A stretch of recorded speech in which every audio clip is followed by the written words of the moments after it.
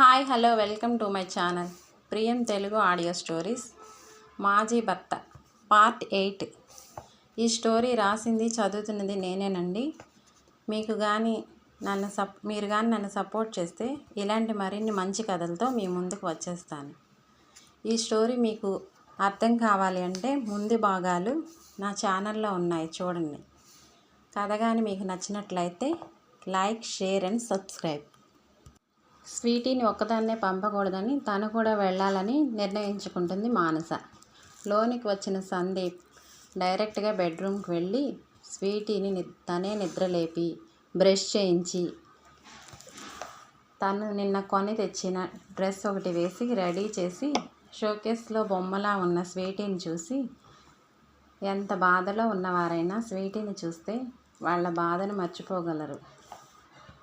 మానస చాలా lucky Sweety విషయంలో అనుకొని బయటికి తీసుకొస్తాడు. అప్పుడే మానస స్వీటీని ఒకదాన్నే పంపను అంటుంది. అయితే నువ్వు కూడా రా అంటాడు. నాకేం అభ్యంతరం లేదు, ఒక 10 నిమిషాలు రెడీ అయి వస్తానని దిలీప్ ఫోన్ చేసి, ఇవాళ నేను ఆఫీస్కి రావడం లేదు, బయటికి వెళ్తున్నాను అంటుంది. అవునా, నేను కూడా వెళ్ళడం లేదు, నువ్వు కూడా లేకపోతే ఎలా మానస?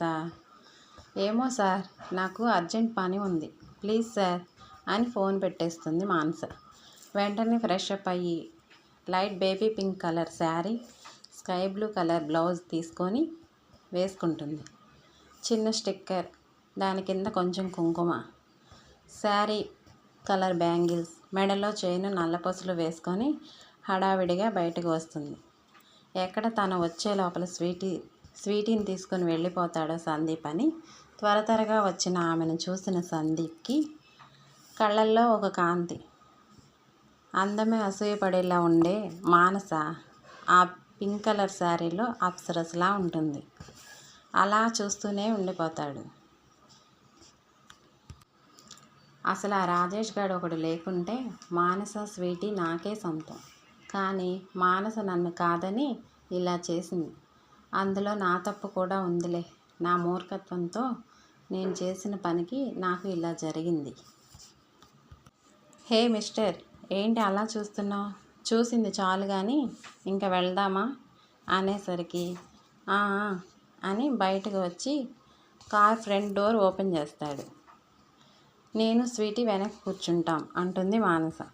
వద్దు మమ్మీ, ఫ్రంట్ కూర్చుందాం, బాగుంటుంది అంటుంది స్వీటీ. ఇది నా మాట వినదు కదా. ఇక చేసేది లేక కారు ఎక్కుతుంది మానస. సందీప్ కార్ స్టార్ట్ చేసి మధ్యలో తననే చూస్తూ ఉంటాడు.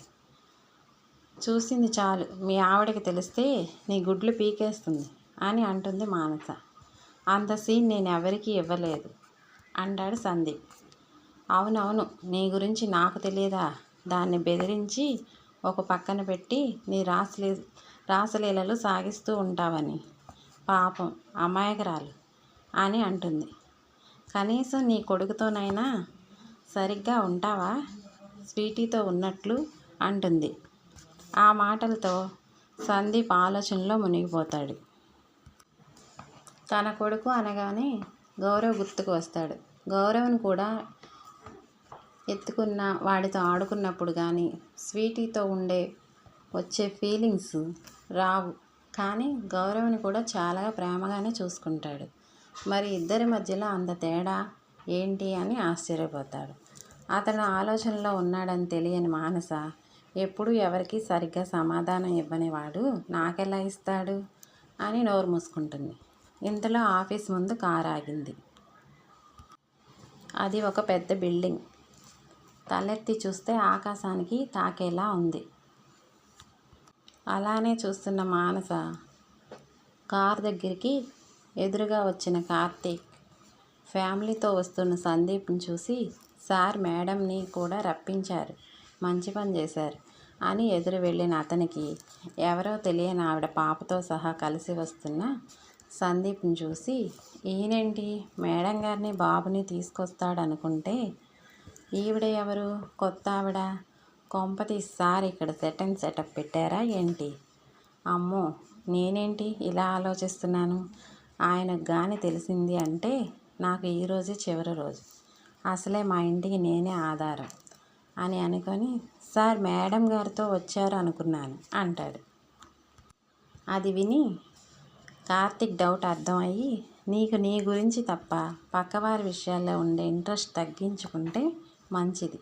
రేపన్న రోజులు కొద్దిగా మిగులుతాయి, లేదంటే ఇవే చివరి రోజులు అంటాడు సందీప్. అమ్మో, ఈయనకు నా మనసులో మాటలు కూడా వినే విద్యలు తెలుసా ఏంటి? నేనేమి అనుకున్నానో అక్షరాలా అలాగే అంటున్నాడు. ఈయనతో కొంచెం జాగ్రత్తగా ఉండాలి. ఏర్పాట్లన్నీ బాగా చేశావా అని అడుగుతాడు సందీప్. ఒక్కటి మిస్ అయినా నీకు నా ఏర్పాట్లన్నీ బాగా చేశావా? ఒక్కటి మిస్ అయినా నీకు నా చేతుల్లో ఉంటుంది. ఆ విషయంలో మీకు డౌట్ అక్కర్లేదు సార్. ఈవెంట్ వాళ్ళకి అప్పచెప్పేశాను.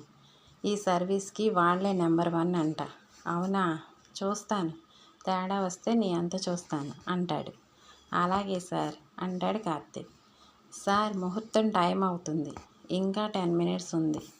ఇంకా చీఫ్ గెస్ట్ అన్నారు, ఎవరూ రాలేదు అంటాడు కార్తీక్. ఇదిగో వచ్చేసిందిగా అని స్వీట్ని చూపిస్తాడు. ఏంటి, ఈ పాపనా? అవును. నీకేమైనా అభ్యంతరం ఉందా అని అడుగుతాడు సందీప్. లేదు సార్, నాకెందుకు ఉంటుంది, కానీ పాప మాత్రం చాలా క్యూట్గా ఉంది సార్. అవును, కానీ నువ్వు దిష్టి పెట్టకు, అసలే నీ కళ్ళు మంచివి కాదు అంటాడు సందీప్. అబ్బో, నా కళ్ళు మంచివి కావా?